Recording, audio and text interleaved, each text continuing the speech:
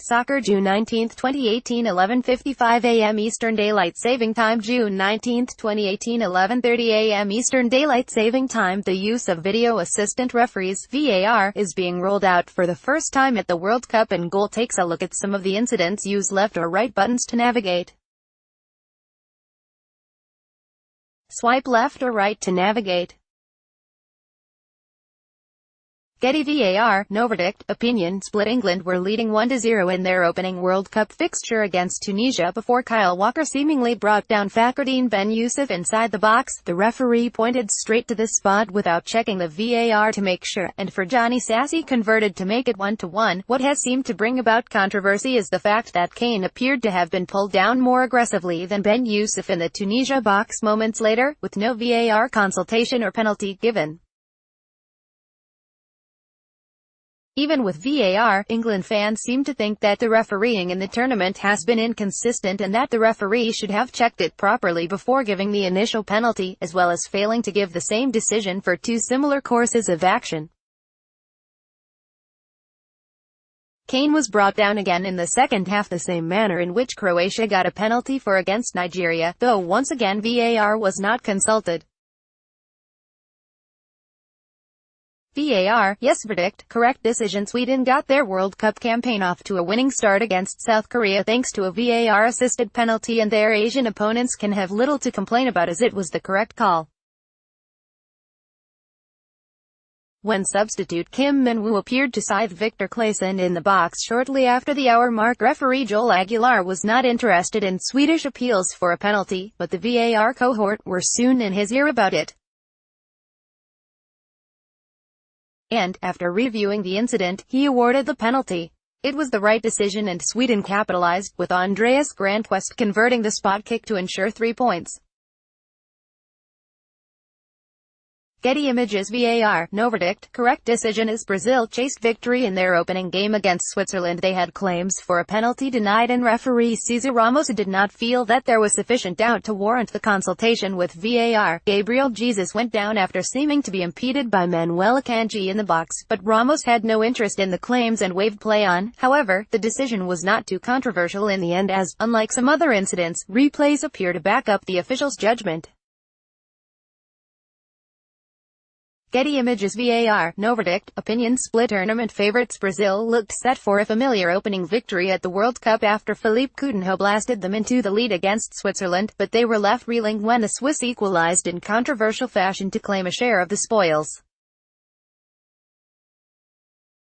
Defender Miranda claimed to have been shoved in the back by Switzerland's goal scorer Steven Zuber in the build-up to the goal, and the Brazilians were not shy about making their views known to referee Cesar Ramos, urging him to consult with his colleagues and the technology.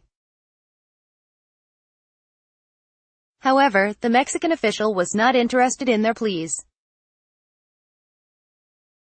After the game, Brazil coach Tite was clearly irked by the non-decision, saying, "If they push the player, what can I say? There was a foul there. I spoke to Miranda and he said, when he pushed me I should have fallen, and I said, no. Absolutely do not do that, otherwise it's a simulation of the foul.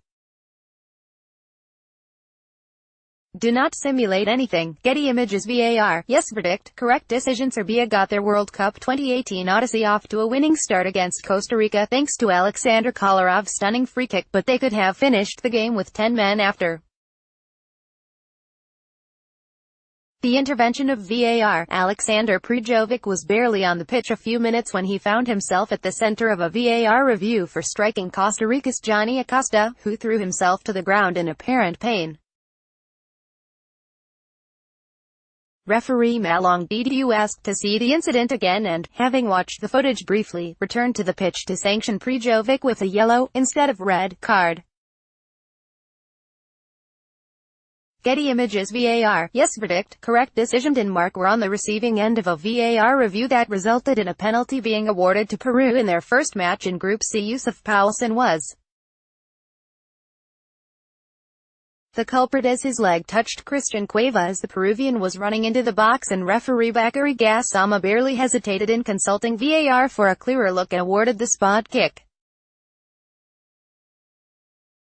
However, things took a cruel twist for Peru as Cueva sent his penalty over the crossbar and Paulsen popped up with the winning goal to grant the Danes 3 points.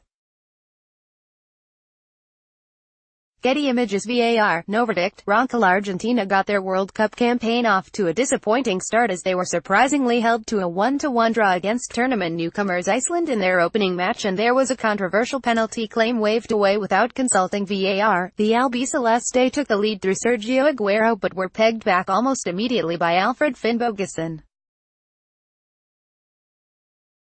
They looked certain to move in front once more when Maxi Meza won a penalty in the second half, but Lionel Messi could not direct his spot kick past Hannes Halldórsson. With time running out, substitute Christian Pavone appeared to be fouled inside the box by Birker Severson, but a second penalty was not awarded by the unmoved Szymon Marciniak, prompting disbelief among the Argentine players. The absence of VAR in that particular incident was incorrect according to many commentators, with former England defender Gary Neville suggesting that the officials are not capable of viewing the footage quickly enough to ensure the correct call is made. To me, there is a capability issue here over what we're asking the referees in that VAR truck to do, Neville told ITV. I don't know what's going on in those trucks, but that's the thing they need to be transparent about and show us. I'm not sure they will be able to select the angles quickly enough to get the decision back to the referee before the game has been restarted. Getty Images VAR, yes verdict, opinion split. The first ever use of VAR at the World Cup occurred on the third day during the Group C encounter between France and Australia.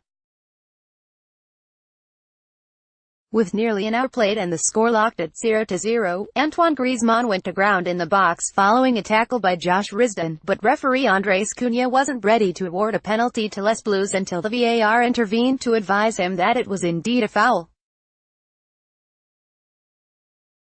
A number of minutes passed as Cunha reviewed the footage and overturned his initial decision before Griezmann stepped up to fire France into the lead. Soon after the penalty, Australia were awarded a spot kick themselves, which Aaron Mooy converted, but they left Kazan with nothing to show for their efforts thanks to a fortunate 80th-minute goal from Paul Pogba. The decision to award the penalty divided opinion among players and pundits alike, with Socceroos goalkeeper Matt Ryan suggesting that they had been beaten by a better team and almost by technology a little bit. On replays I have seen it didn't